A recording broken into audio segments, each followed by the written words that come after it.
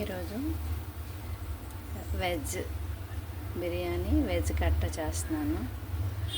Rice వచ్చేమో నెయ్యి వేసి వేపాను. అందులో లైట్గా షాజీరా అల్లం వెల్లుల్లి పేస్ట్ వేసాను. ఇందులో పచ్చిమిరపకాయలు సాల్ట్ వేసాను. ఒకటి వేయించి ఇందులో వేస్తాను. లాస్ట్కి వాటర్ కొలత పెడతాను. క్యారెట్ వేయిస్తున్నాను. ప్రతిదీ వేసేటప్పుడు కొంచెం అల్లం వెల్లుల్లి పేస్ట్ సాల్ట్ పచ్చిమిరపకాయలు నెయ్యి వేయించి అందులో వేస్తే టేస్ట్ బాగుంటుంది. ఇలా ఇది వేయడం ఇందులో వేయడం అలా. ఇప్పుడు ఉల్లిపాయలు వేగుతున్నాయి. ఇవి బాగా కలర్ వచ్చే వరకు వేయించి అందులో వేస్తాను. చూడడానికి మంచి కలర్ఫుల్గా ఉంది.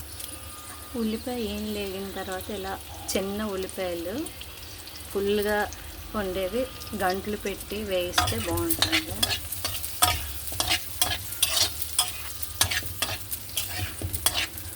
ఇది చూడండి, ఇది కలర్ కొంచెం మారింది కదా. ఇది అంత కలర్ మారక్కర్లేదు. ఇది వేగిన తర్వాత ఇది వేస్తే సరిపోతుంది.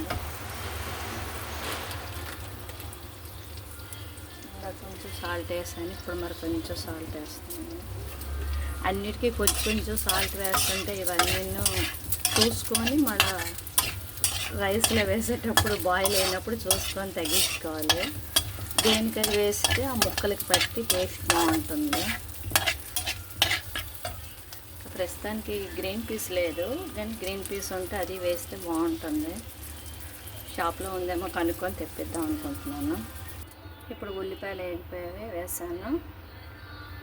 ఇవన్నీ ఇంకా చాలా టైం పడుతుంది. వీటిని పిప్పళ్ళు అంటారు. ఇవి ఒక్క రెండు వేస్తాను, ఎక్కువ వేయను.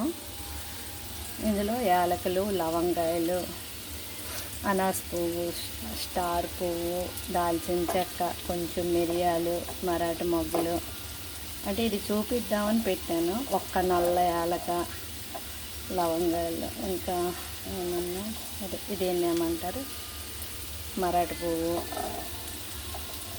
ఇది స్టార్ పువ్వు మొగ్గలు యాలకలు చెక్కలు ఇవన్నీ వేసుకున్నాను. ఈ పోపు వేస్తాను.